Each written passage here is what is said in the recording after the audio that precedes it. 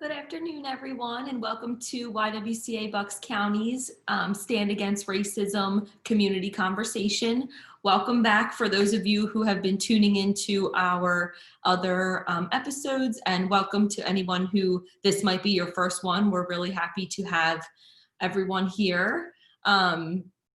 As always, we're going to have kind of a discussion / presentation with our speaker, and then open it up later for any questions from participants.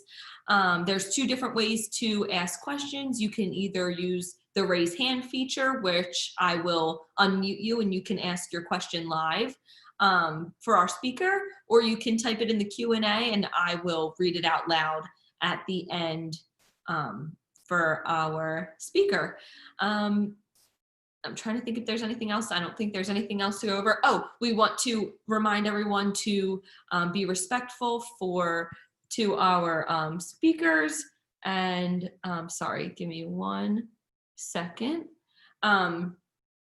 Be respectful to each other and to our speaker. And on that note, I will pass it over to Guillaume Stewart, YWCA's Executive Director. Thank you, Jess. Thank you for that introduction. As we get started, just want to say thank you to everyone that's been participating in this social justice, racial justice series that the YWCA has been doing over the last 5 weeks. It's really been incredible to see the feedback from the community. You guys always ask really important questions, and we can tell just by your questions that you're really engaged in the conversation. So thank you and welcome again. I'm super excited to have Celia Sharp here as a part of our dialogue today. Celia is a retired scientist, had a very distinguished and incredible career in science, and we're happy to have her perspective. Celia, I know you've done some great work, not only through your career as a scientist, but also some work with Doylestown Hospital. And of course, the Women's Advocacy Coalition, a really great organization that we're familiar with here at the Y. Before we get started on your presentation, just like to ask if you can explain to our listeners a little bit about your career. What made you passionate about the sciences? What makes you passionate about your work and volunteer work at Doylestown Hospital or the Women's Advocacy Coalition? Can you tell us a little bit about that legacy? Certainly. Good morning. Welcome, everyone. I am Celia Sharp, and I am here. Thank you to the YWCA for inviting to this forum, where you have such a wonderful speakers. I've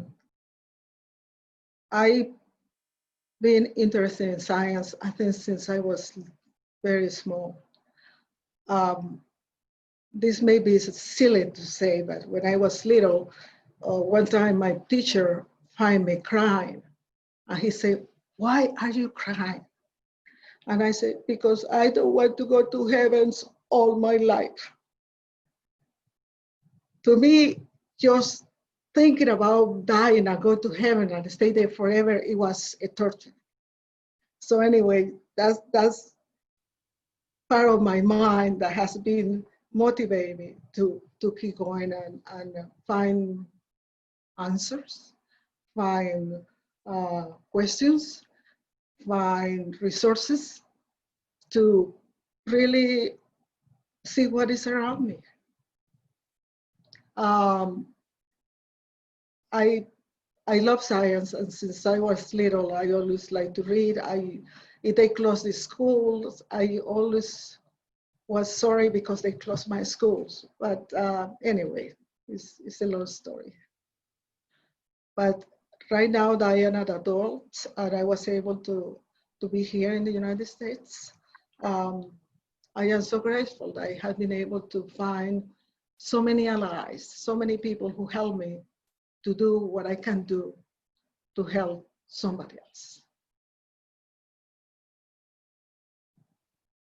I think when you talk about using your talents as a scientist, using your talents as a volunteer, community volunteer to help other people, that really resonates significantly with the work that we do at the YWCA. We want to use all of our talents, all of our commitment to the community to make our community better. And we think conversations like this is an integral part of that effort. And I'm just excited that you're sharing your talents and your gifts with us today. As I was reading information about you, I know you have some exciting thoughts around how science relates to social justice. And I think our listeners would be curious to hear more about that as you go through your presentation. But I want to turn the floor over to you and just say thank you once again for being on this panel, this series that we have. We're excited to have you, and the floor is yours. Like I said before, thank you so much, because the purpose of this presentation is to advance the YWCA mission of eliminating racism and empowering women here in Bucks County. I want to speak about science and social science issues. I have always loved the opening words of our Constitution. We the people. It always reminds me of all the people who found time for me, my family, my friends, my neighbors, my teachers, my ministers, my community, and all the community and higher education organizations supporting, teaching, and helping me to be resilient, persistent, patient, inquisitive, brave, and independent.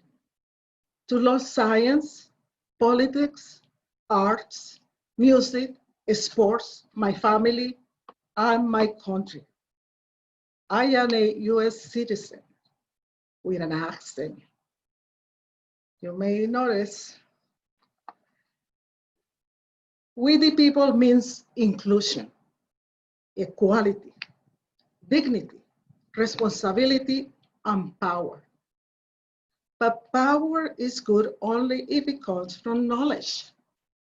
Principles acquired by humankind through reasoning, cognition, experimentation, observation, and education.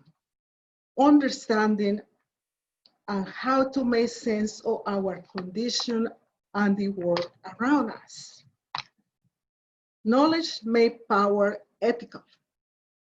The purpose of this presentation is to share knowledge. I want to focus on emerging technologies, especially the rapid DNA testing. DNA has revolutionized modern crime fighting. A small portable, also called rapid DNA machine, can analyze the DNA from a cheek swab and produce a profile of 20 loci on the DNA strand in less than 2 hours.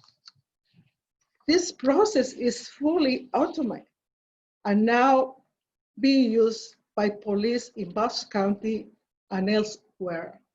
In fact, Benson Township Police Director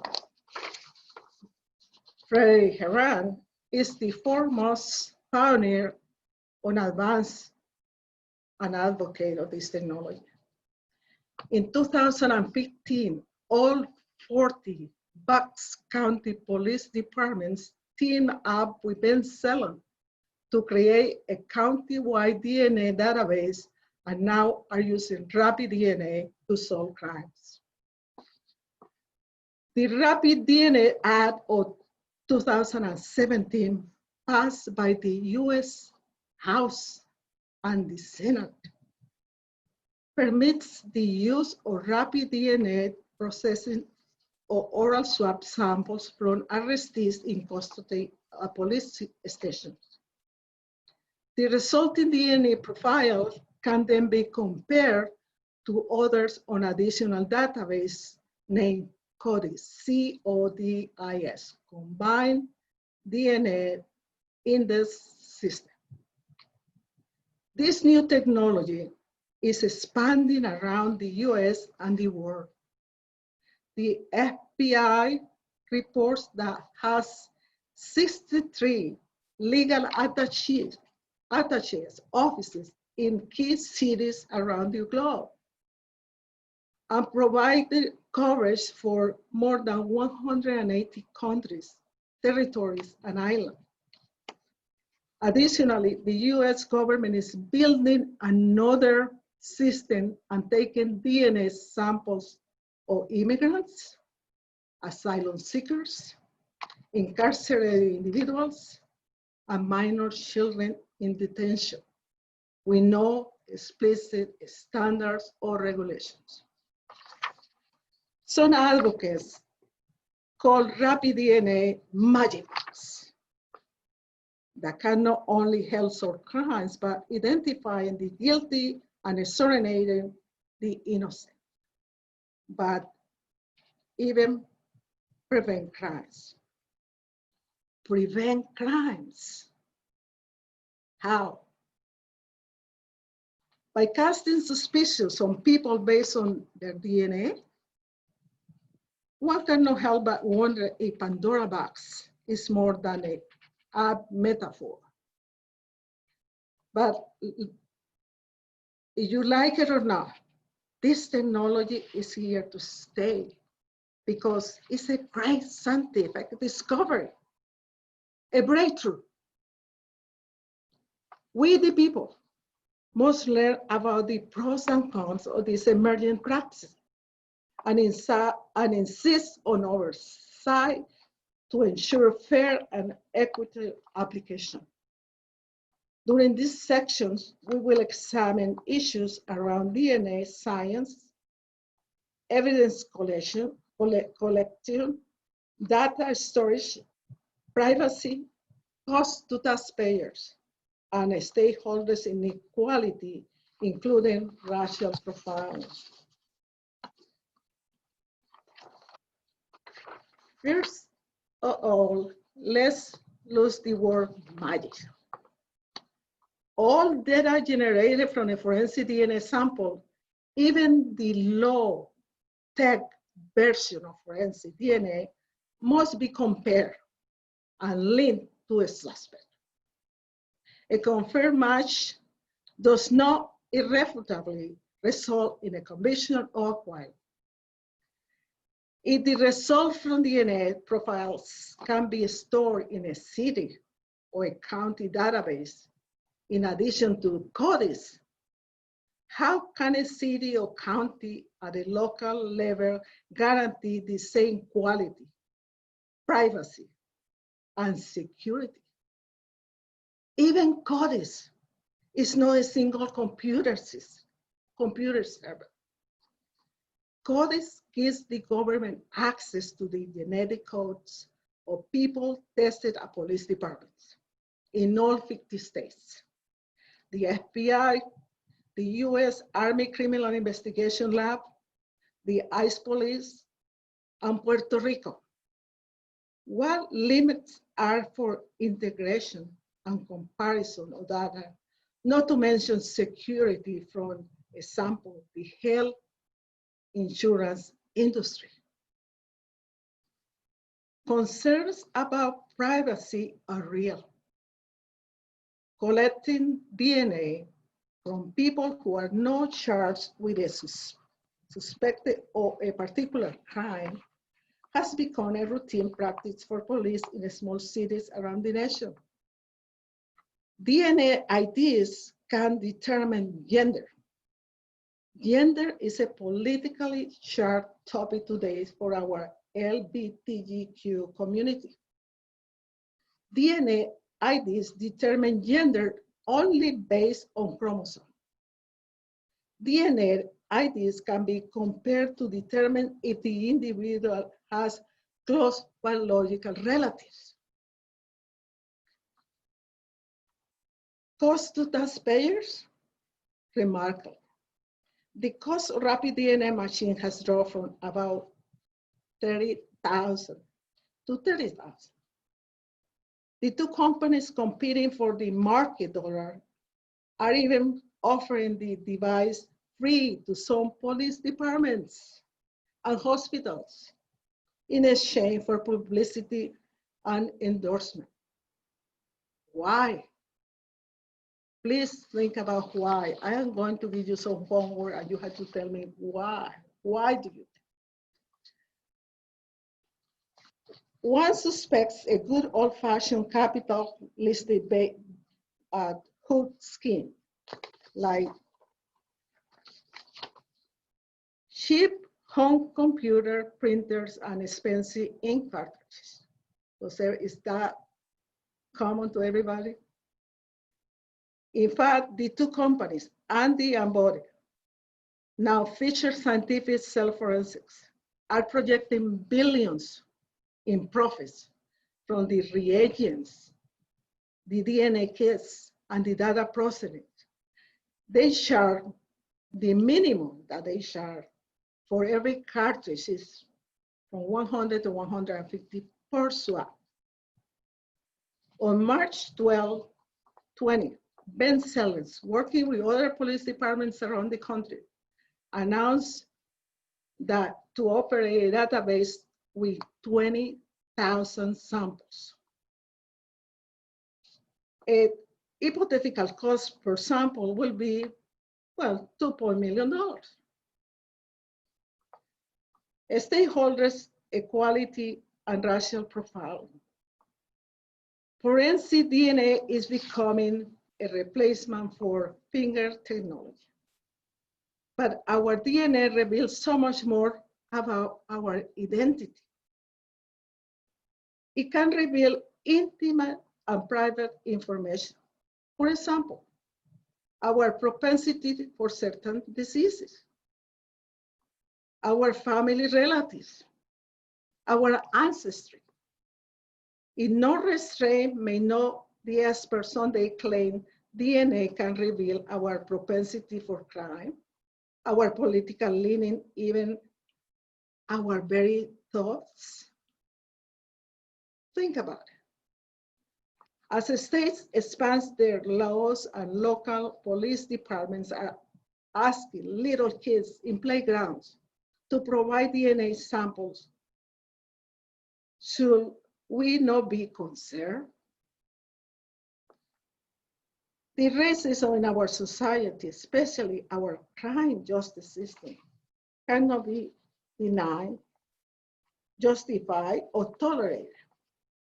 Evidence collecting and rapid DNA machine in police department must be regulated, starting with protocols and scientific standards for data collection, storage, custody, audits, regulation as established for forensic labs.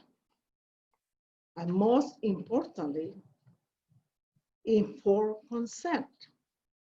People are technical, must remain actually free to refuse police requests for DNA testing. No police department should receive funding for coercive practices or be allowed budgetary discretion to get around the oversight.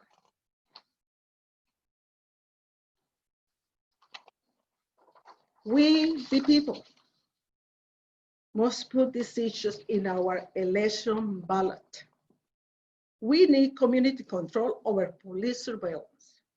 We must keep demanding and passing legislation to reform the police departments. For example, at the present time, in Bucks County, rapid DNA technology can only be used for identification purposes, no crime scene analysis. We do not want the police to go from stop and frisk to stop and spit. We also need laws to ban non-disclosure agreement with technology vendors.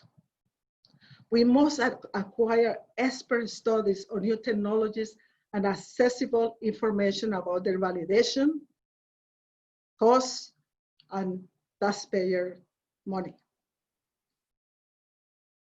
Intense pressure from lobbyists, manufacturers, and law enforcement are real concern.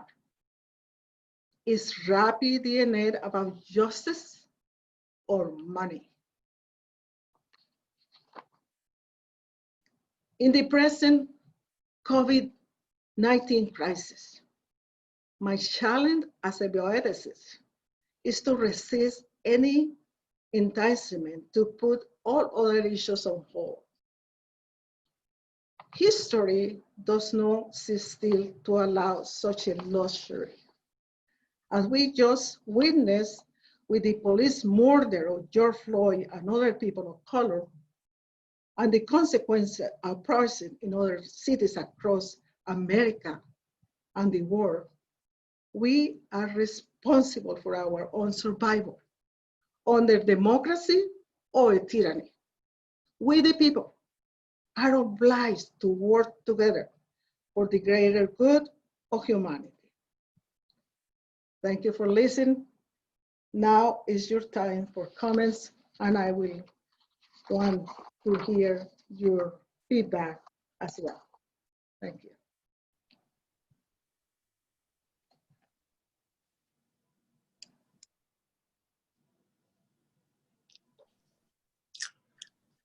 Awesome. Thank you. That was, I think, a lot of critical information.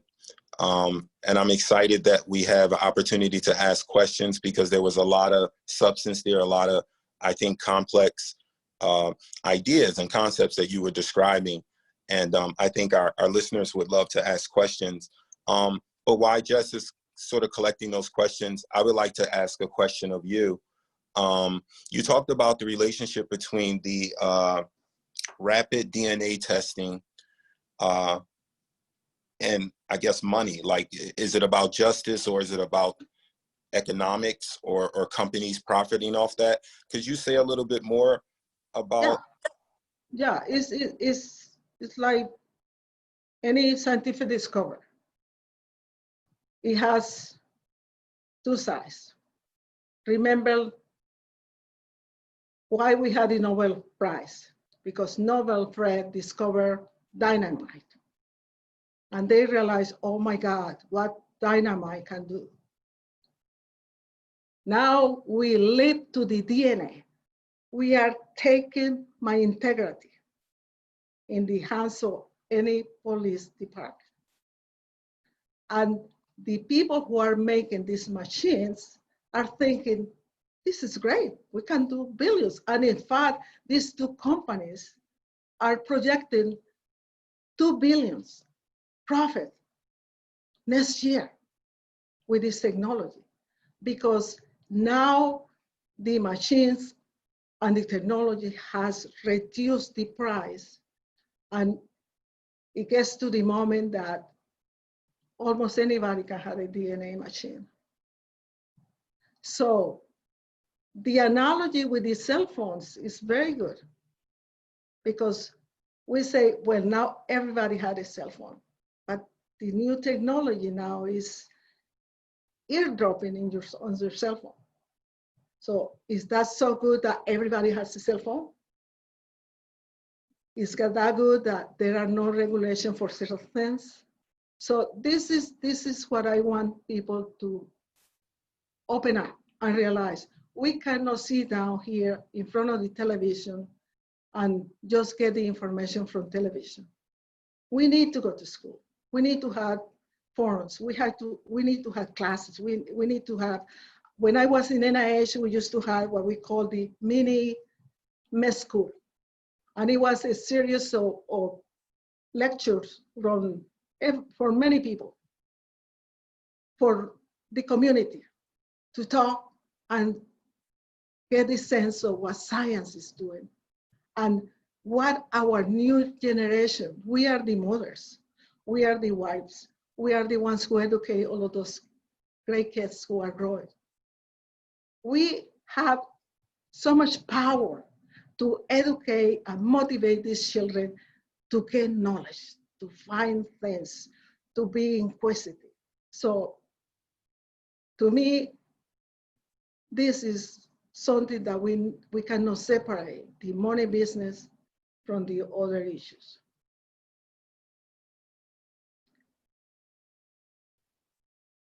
I cannot hear you. Sorry about that, Celia. You also talked about this obviously, this new technology is an advancement in science, a field that you care about and is passionate about through your profession. Can you tell us some responsible ways that the various police departments can use this advancement in technology to improve policing so that it's not as weaponized against communities of color or anyone that you know, police encounter? Exactly, that's what we did, regulations. For example, it's critical, the data collection or DNA is critical. The easiest way to contaminate a sample is DNA. Because as we talk, those particles, those molecules can infiltrate the sample, and then the machine that you had, this rapid DNA machine, can segregate two little evidence of soldiers in DNA. They cannot. So when you rush to this technology, because there are so many factors that can make you rush, the police in goodwill can say, oh my God, we can do this, we can save some money. Look at what we did in, for example, in Salisbury. We solved the crime in no time because we were able to identify the victims of the crime. So in every aspect of science and discovery, there are two sides. So we have to be aware of that and be able to come to terms to see how we can use this for the benefit of humankind. For example, radiation. When you have cancer, look what radiation can do to help you to survive at least 3 more months. So radiation, when we watch television all day, why we all have to wear glasses? Because that radiation is affecting our eyes. And the cell phones, you hear about the cell phones, the statics. So come on, people, just find out why. And then, like I said, make the decision, lobby, support, oppose, do something so this, especially this racism that is percolate in every single aspect in our society can be stopped.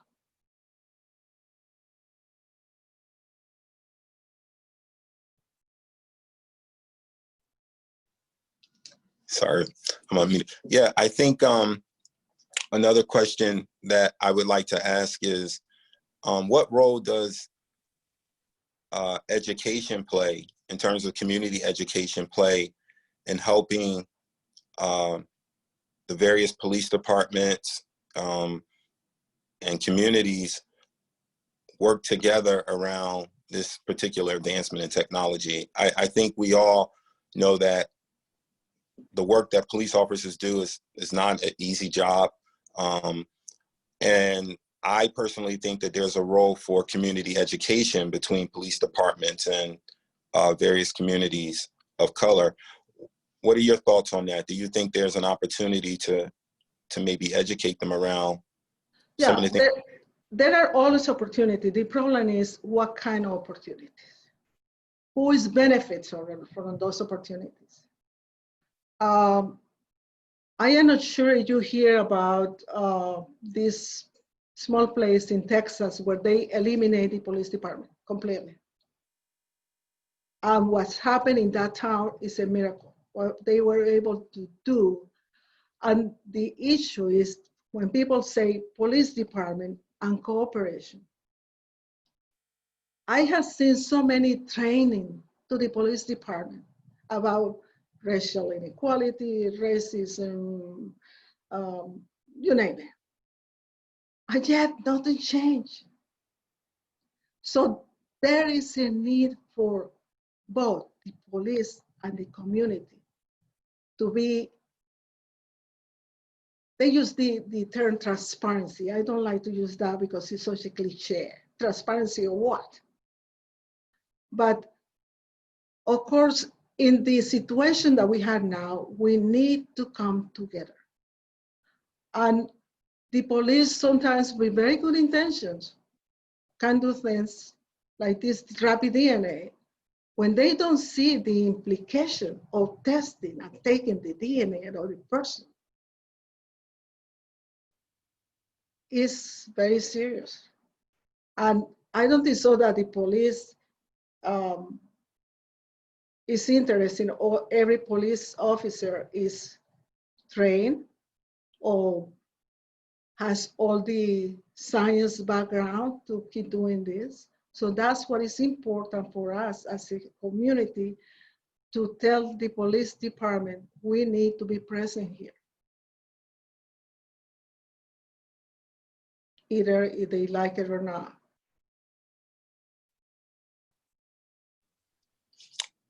Another question I would ask of you is, this database, you talked about a database where the DNA is collected.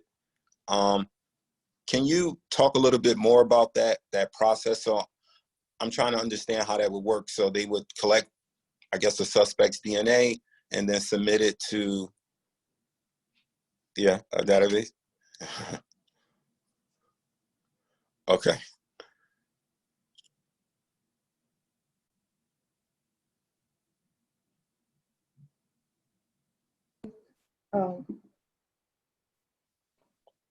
The easy part is to swab your mouth and put the DNA or whatever, put it there and send it.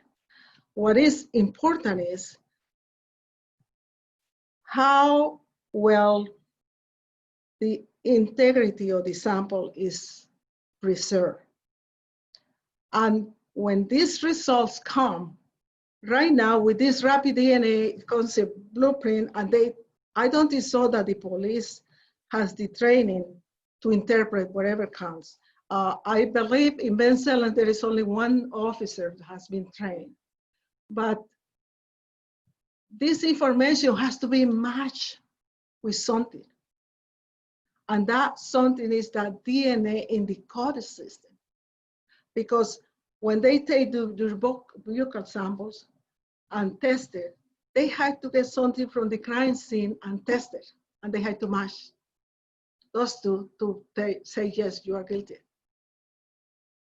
And one of the problems with that is that it looks wonderful because the police, this is hands-free. I don't touch the sample, I just take it, put it in a cartridge, and it's done.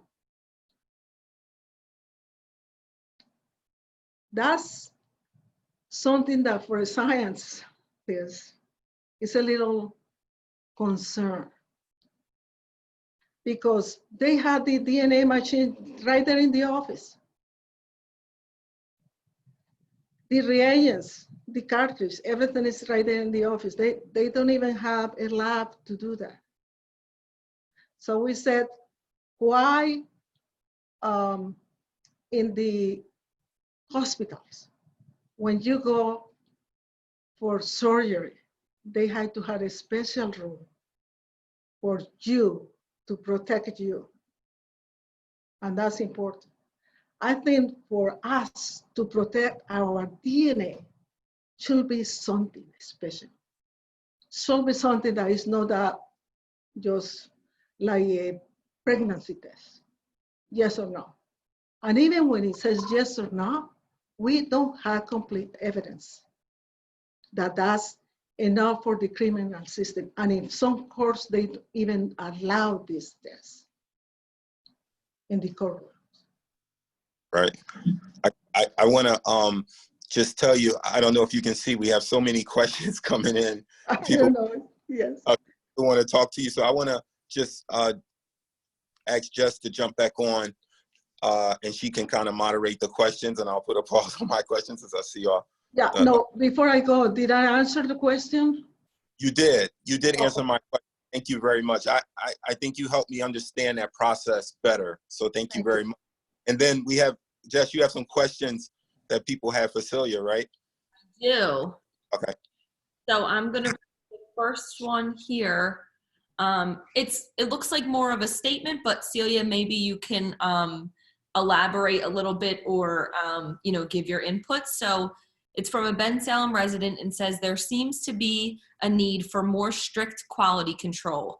Local police departments like Ben Salem have been using rapid DNA, but there is no state or federal oversight. State lawmakers should look at this issue promptly and impose quality controls, training and validation standards to prevent injustices.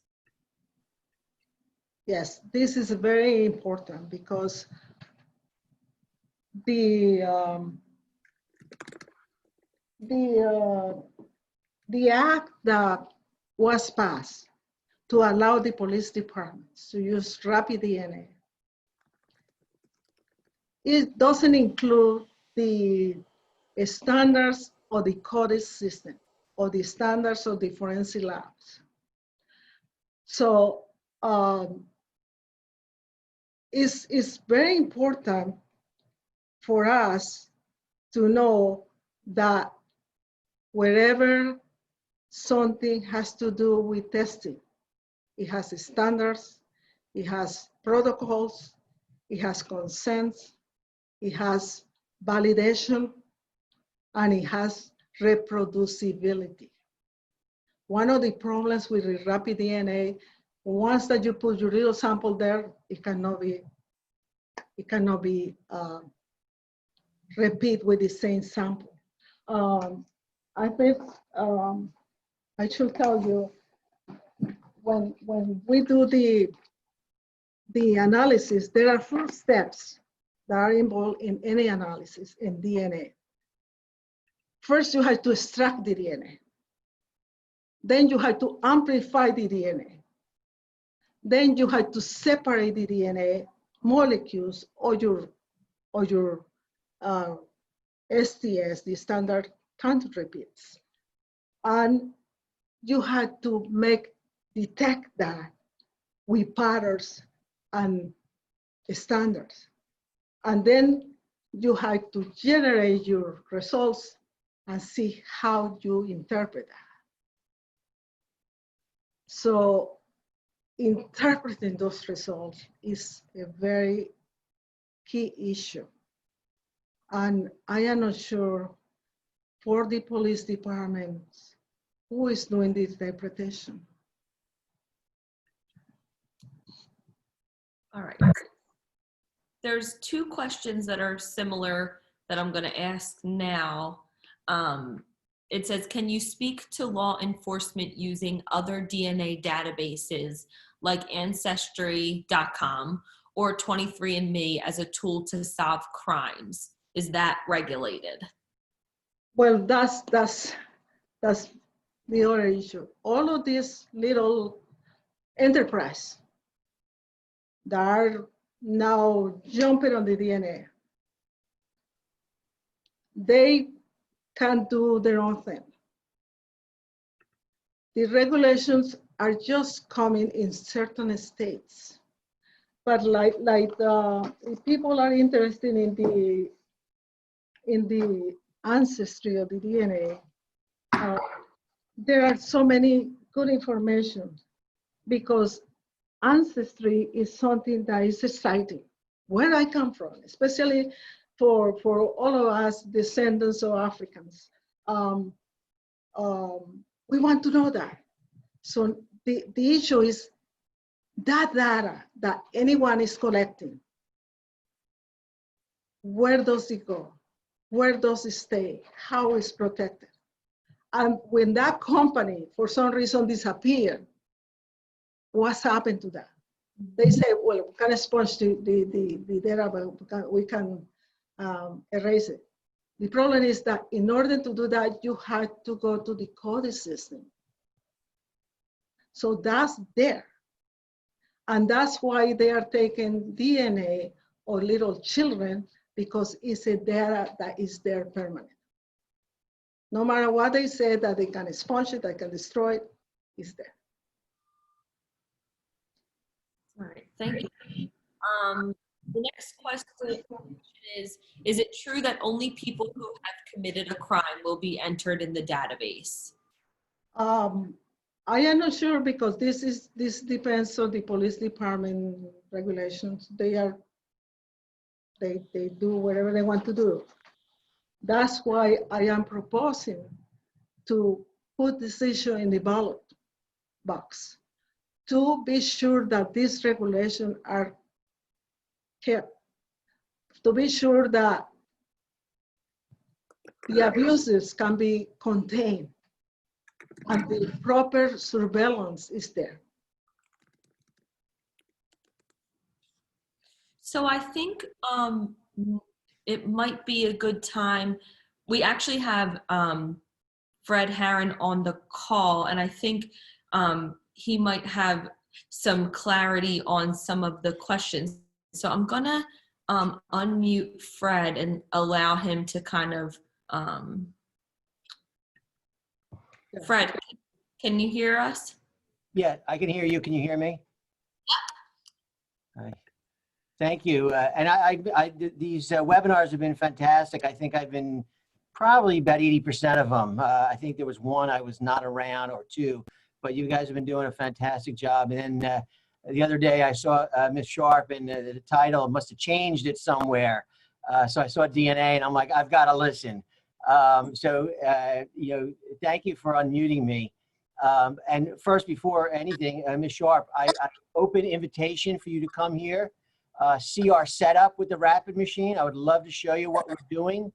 I would love to show you the checks and balances, and I would love to meet with you and talk to you and kind of pick your brain too, because one of the things I think that was said either by G or by you is that communication with the community is so important for people to understand. I believe I'm on next week as a panelist, but I wasn't going to talk about DNA. So it's so key, but I do want to just let folks know a couple of things. One is the DNA that we collect does not go into CODIS. It does not go into CODIS and is not run through the CODIS database. Also, there are no arrests that are made from the DNA samples or the DNA hit. It is an investigative tool. We utilize the DNA to lead us to a suspect, and then we use old-fashioned police work to finish that case. But in many cases, it's where there's no leads and the DNA has been left behind at a crime scene, and we are able to process that DNA.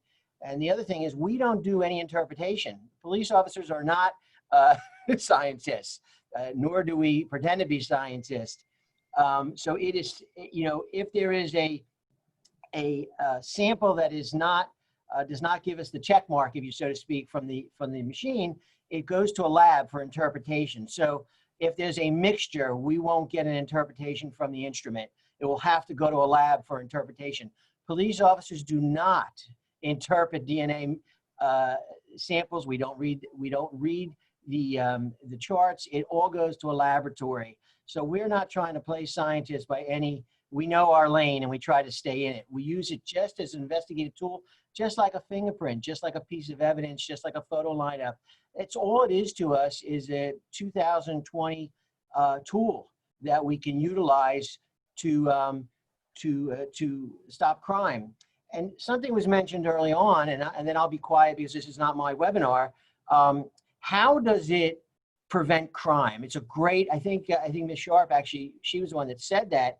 It prevents crime because unfortunately right now in Pennsylvania, there's only 3 DNA labs, government labs. One is all for Philadelphia police, one is for Pittsburgh, and the other one is for the other 1,198 police departments in the Commonwealth. So it was taking a place like Bensalem, it was taking us 12 to 18 months to get DNA results back. That's not good at all. So what this allows us to do is crime doesn't happen one and done. Crime continues. People just don't commit one crime, one burglary. So this allows us to make an arrest early on, thereby preventing other victims. That's how the DNA and utilizing the DNA, because it is so fast and it is so accurate, it prevents crime. The other thing, and I'll be quiet after this, it only tells us male or female. It does not tell us black or white. It does not tell us you're from the Eastern European part of the world. It does not tell us green eye or blue eyed. It only tells us male or female. That is it. I'm sorry. I'm sorry for a minute. Mr. Horan, you said that you take the samples and you send it to the lab. Which lab do you send the samples? No, the instrument, we run the sample for the buccal swab in the rapid machine. If it's not a sole source, meaning there's a mixture, the profile's a mixture, it has to be interpreted to a lab. The lab we use is Bodie Technology in Lorton, Virginia. The FBI subcontracts with them. Bodie also did a lot of the bones and bone fragments from 9/11. There's many other cases, yeah. Yeah, but the interesting part is that this Bodie technology is part of the people who are making the machines. No. They are part of the people who are making the software. They are part of the people who are monopolizing the technology. That's not true. There's only two companies, as you said. Bodie has no business relationship as far as profit sharing or anything like that with Thermo Fisher or the Andy company. There's only two companies. But the Bodie laboratory, do you think who take custody of the Bodie laboratory database? Yeah, but do you know that the FBI, NYPD, Philadelphia PD, Miami PD, everybody subcontracts because government labs can't handle the workload. So this is not uncommon. I know we are not talking about subcontract. We are talking about where this Bodie data stays and goes. You say you do the test in your lab and send it to Bodie. This is a technology. This is in fact, Bodie was very critical participate in the lobbying to approve the passes or the DNA. Or the act that allows the police department to do whatever they want to do. So there is a connection there. It's money connection. Bodie doesn't do this free. Of course not. Exactly. How much does Ben Sellers have to pay for that? How much do we pay? Yeah. In what do you, I mean, everything is different depending on what we send to them. Whatever you send to them. If we send a rock, that's one cost. If we're just sending a swab, you know, the swabs are now about probably somewhere around $150 a swab, $135 a swab. Okay, that's that. Remember my calculation? One swab, $150. If we have 20,000 swabs, sure, that's millions of dollars. You know what though? I don't use one taxpayer to pay. I don't use one tax dollar to pay for it. Well, that's interesting because we have to regulate who can provide that money because we don't use that spare doesn't mean that it's right. Well, you got a point there, but you know who pays for it? Anybody want to guess? Drug dealers. We use asset forfeiture money from the United States government. So criminals are we're using criminal profits to prevent crime. I think the American people would be pretty happy with that, especially that doesn't make it right. Well, that's one thing great. We can agree to disagree. I think, you know, the statistics that we have, the crime our crime reduction numbers in Bucks County, specifically Bensalem, and a lot of countries in the world, now the Philippines just duplicated what we're doing. You know, Australia is doing it. Plus, it's taking off all over the United States. And you're right. You know, the one thing I will agree is that there are very few regulations regarding this, and I think that needs to come out. And I'm not worried about me, but I'm worried about other police departments. I'll be perfectly honest with you. I agree with you. So much. The FBI. We have to protect the good police. I agree with you 100% on that. 100%. Fred. I don't want to occupy the I know G's got a lot of the questions there. Fred, this is a preview because we're meeting next week. So I'm going to remember this. I'm going to remember that you jumped in this interview and we're going to hit you with the tough questions, Fred. I don't want to take the time away from you guys. I'm glad, Fred, that was actually good content. And I think that is helpful to hear from law enforcement perspective. And I think that the points that Celia is making, I feel like you were receptive to some of those points, and there were places where you guys disagreed, and that's okay. Well, sorry, last year we had a symposium at the Bar Association in Doylestown. Fred was there, the DA attorney was there. This woman, Erin Murphy, who is the expert in forensic DNA, was there, and people from the area, like Ross Miller from the Quatron Center. Yeah. Emily Maswell from the Pennsylvania Innocent Project. I mean, we had around a lot of talent. We had around a lot of resources to fight this fight. Well, I would love, Ms. Sharp, I would love to meet with you in person and pick your brain. And the one thing I want is if we can have people like you and people like me come to the middle ground and understand that I have to understand your concerns, because some of them are valid concerns. And I do worry about abuse throughout the country. It's got a potential to some degree, but I want to meet you halfway so that you can hear some of the great work that we're doing and get you to, all right, well, he's not totally wrong. He's got some good points, you know, so. No, I don't mean, because I followed you. You have been the speaker in all these different companies that have the DNA. You participate in their symposiums, and I listen to you. I follow you everywhere. You went to the University of Pennsylvania to present your case. What's his name? The attorney from the head guy. What's his name from the Innocence Project? The attorney. No, it's not. It's a woman. The Innocent Project. He was one of the lawyers in the OJ trial too. You know who I'm talking about. Yeah, anyway, so names are irrelevant in some way, but this is a very interesting conversation, and the community has to come and do something. We need laws, we need regulation, we need to put this in the ballot to see what they can do or they cannot. Yeah.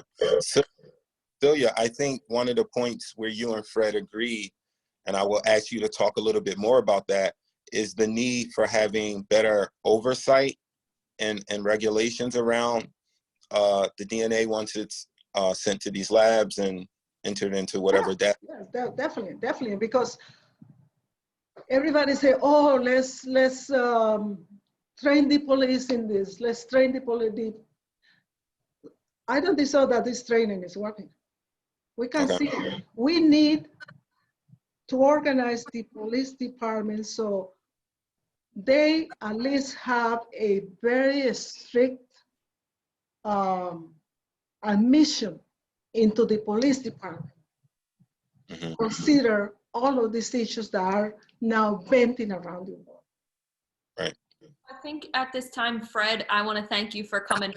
Thank you so much. Your input too, and I think, like you said, it could be a further conversation for sure. But I'm gonna kick you off. Sounds good. Kick me off. Nobody can keep Fred.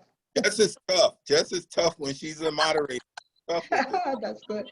So, and I think it'll be a nice transition. So, we have, what responsibility does the community have for safety and effective answers to criminal activity? So I think that's a really good question, because it's kind of tying in what we talked about, but moving it over to the community discussion. Yeah, we had a responsibility because, like when I said, we the people, inclusion, equality, dignity, power, and responsibility. Think about this year, all the things that happens this year. We had an election coming.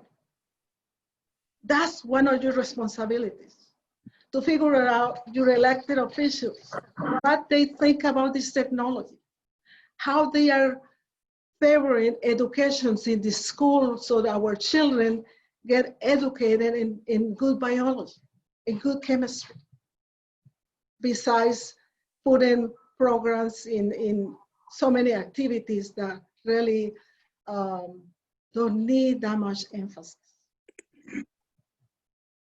So what is the responsibility? We have the responsibility, and we have to use that responsibility, and we have to take that responsibility very serious. And one of the issues of the responsibility is resist and find the proper way to do what's supposed to be in so many patterns that the society considers right. Great. Okay, so I have kind of a long question trying to see because I think you answered part of it. We talked about the ancestry.com. So can a DNA sample be coded so that an individual would know who had accessed it? Can the DNA what? Can the DNA sample be coded so that an individual would know who had accessed it? So if someone accessed your DNA, would a person be able to know? That's one of the needs for regulation. For example, when the police detain you and ask for a swab, should you be able to find a lawyer who can get it and see those results? One of the important things also is you had the right to refuse. You don't have to give your DNA. You had the right to refuse. And this act that passed in 2017 tried to destroy the power of the people to refuse.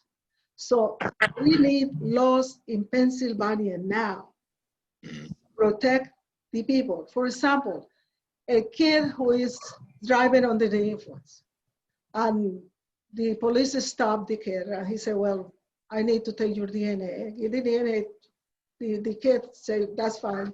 And some people say, yeah, I will give me the DNA because I am not guilty. I do it because I am not guilty. But they don't realize the implication. This kid, that DNA goes into a database.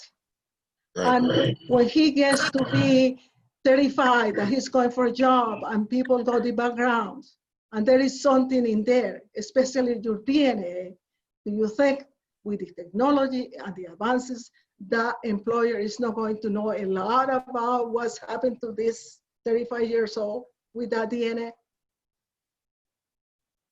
Or this woman who applied for a job and her children can be traced through her DNA, or she can be traced with her children, with her relatives.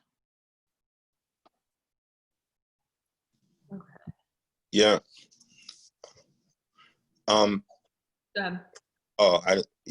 I just think that the last couple of points, like the rest of your presentation, Celia, has been really great. I wanted to hear you talk a little bit more before we get to another question, just about, you talked about how we have to talk to the kids and educate our youth and educate ourselves around these issues.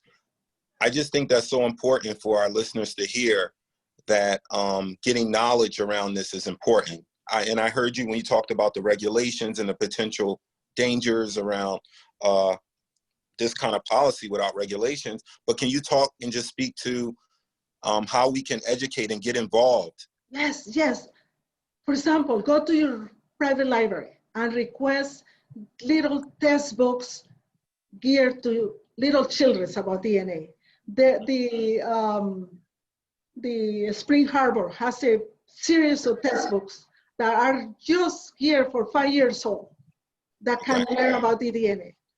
If this kid, or this girl, when she's 5, had this notion and had that knowledge of something more than just the dolls and the toys and the cars, I guarantee that kid is going to like the school, go to high school, go to university, be a professional. We have to encourage our children to be professionals, to get an education. And education doesn't have to be science. Education can be art, music, art, literature, Just open your mind. When you get an education or open your mind, nobody can push you around. So that's what we have to do. Our teenagers, how can we reach our teenagers, for goodness sake? We hear about the coronavirus, all of these pool parties and things that they are doing. I think they know a little biology. They will be a little cautious.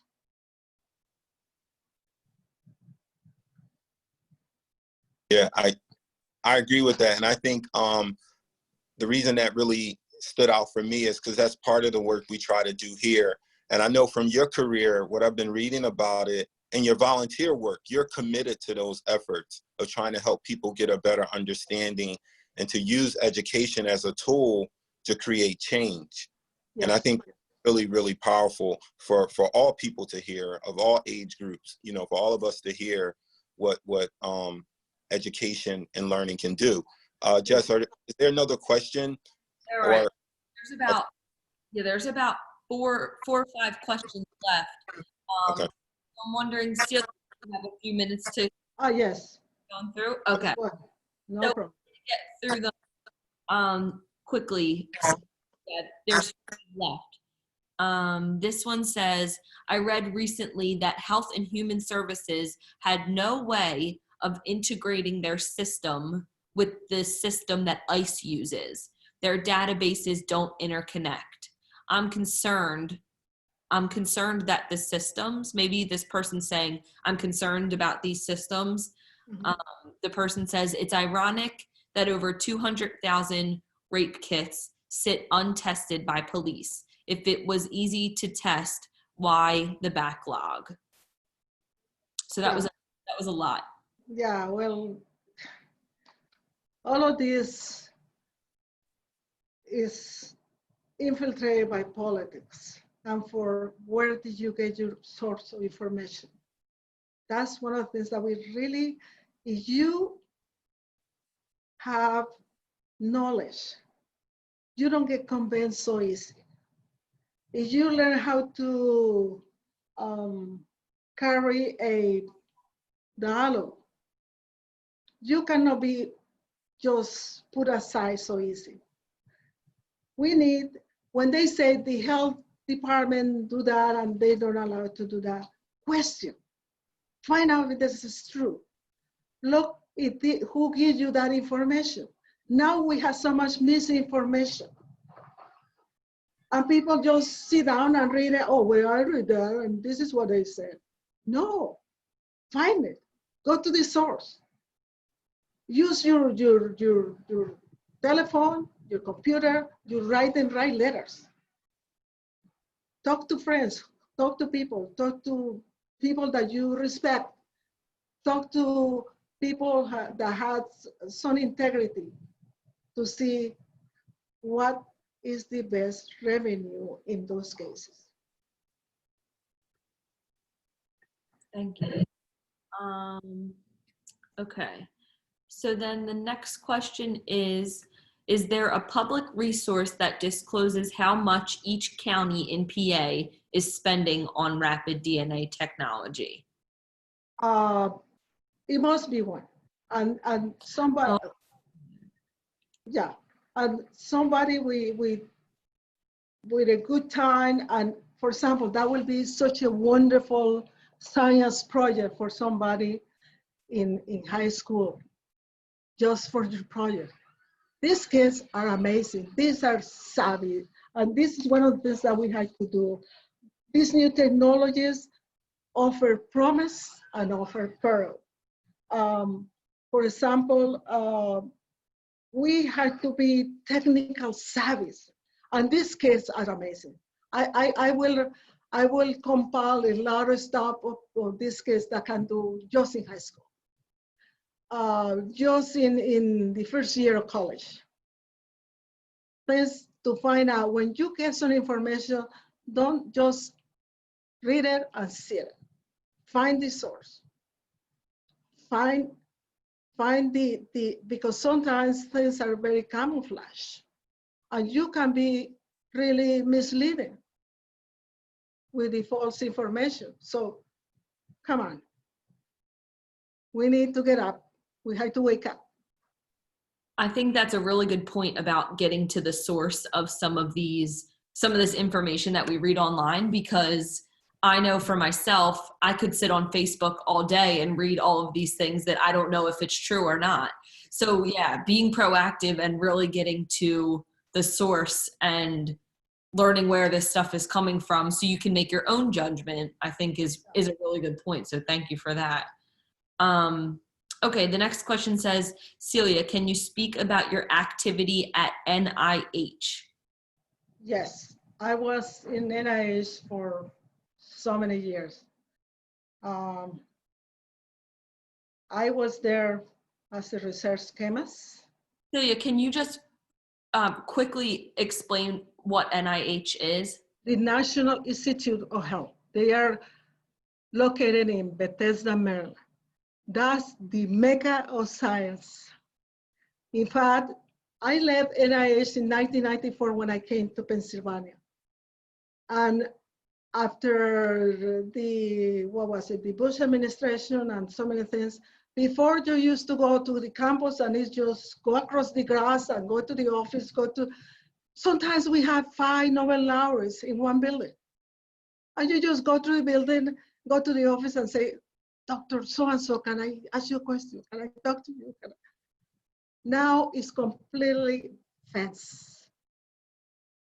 So it's one of those things. But anyway, if people can get into NIH, by all means, get in there because you get science from everywhere. When you go into the elevator, sometimes you can hear 25 different languages at the same time.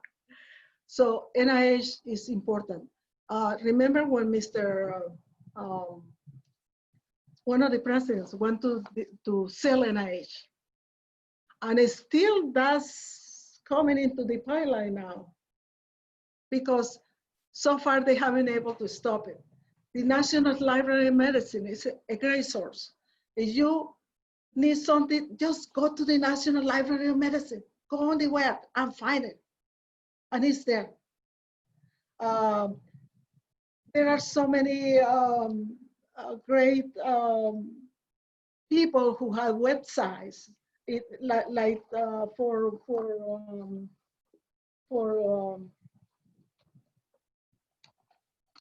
these scientists Black scientists, Cassandra Strasburg at the Harvard University, Desmond Otton Patton at Columbia University. There are so many wonderful people there that we need to discover.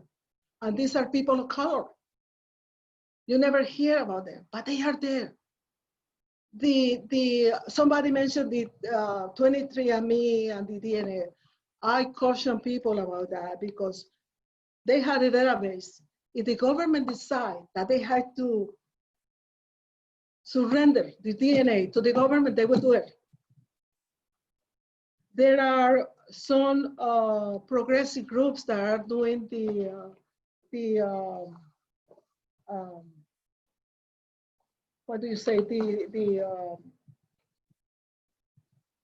reconciliation and the genome with people. And Alondra Nelson, it says called the social life for DNA, tells you places that you may be able to trust with these issues, because they are going through what we are doing. But be very aware, because you get excited and want to see, oh, where I come from, that and that, where are my relatives, that data is someplace, and the government can take control of that data. And once they control of that data, I told you, I think in the future, what they can do with the DNA, they know many computer programs and computer machines are based on the DNA. If you know a little bit of the DNA, how the DNA have been able to produce this human population that goes back and forth with four bases. and twisted and twisted and twisted and passing and passing. My God, with all the respect for, because I am an atheist, I had to tell you, I am an atheist. And with all the respect for people who are very religious, it's important to know that so many things are still secret into the DNA that may shock you. Definitely. Okay, so there's one more question, and then I'm just going to read this one comment from someone for who I think wanted the group to know. It says, everyone should watch the Innocence Files from the Innocence Project on Netflix to learn more about the history of fingerprinting, dental records, and hair analysis science, and how it has led to many wrongful convictions, maybe even executions. So just put it out there for everyone. Yeah, that's good. One of the attendees. And also, if you want to give my email to people, please give it to people. Oh, sure. I am open. Okay, great. There's just this one more question, and then I'm going to put your email in the chat for anyone who might have further questions or what to discuss. So, and I don't know if, yeah, I'll read out the question. It says, are the laboratories, the 3 or so, who are doing the testing of the locally collected swabs using proprietary equipment that can be examined and tested by independent scientists? That's what I said. They operate at their own volition. That's what we need. They don't even obey the codes to do whatever they do. So that's what we have to regulate it. The same way, the same fight that they had with the gun lobby, I expect it's going to be the fight with us and the DNA technology. Because they have money, they have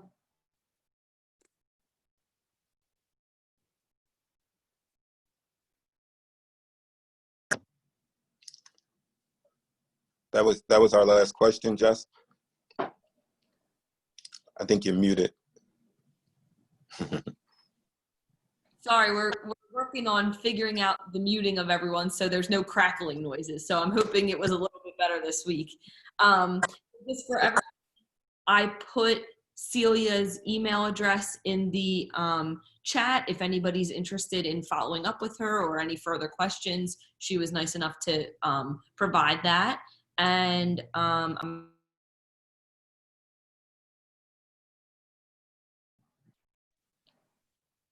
Yes, there we go. So Celia, on the behalf of the YWCA, on behalf of the committee that's been working on these social justice series, we want to say thank you for being a part of our discussion this week. I think there was so much knowledge that you shared with us, but what also stands out is how passionate you are about science and its ability to make improvements in society around social justice.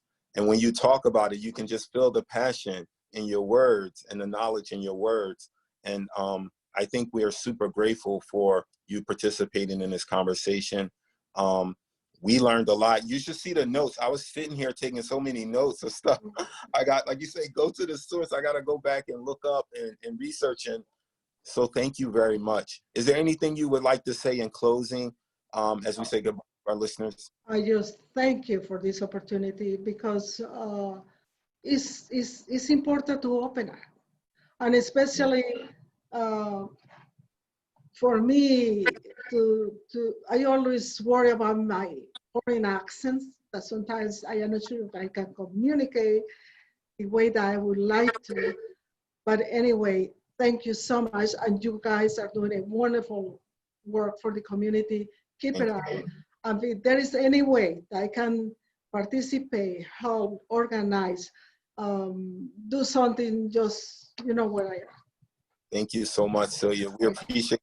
And we will definitely be in touch for sure. Thank you so much. Thank you again. Thank you to all the participants. Yes, thank you to all the participants. We learned a lot from you, Celia. Thank you. Thank you. I hope I didn't disappoint someone. No, this was an A+. We did good. Thank you. Thank you so much. Okay, bye-bye.